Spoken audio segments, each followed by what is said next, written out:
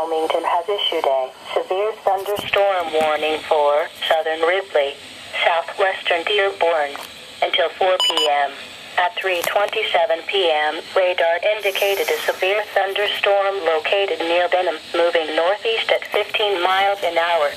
Storm hazards include winds to 60 miles an hour, quarter-size hail. Locations impacted include Versailles, Dillsboro. In addition, Olean, Friendship, Farmers Retreat, Versailles Lake and Cold Springs are near the path of this severe thunderstorm.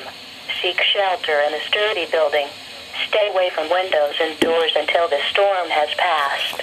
To report severe weather, go to our website at weather.gov/ILN and submit your report via social media when you can do so safely.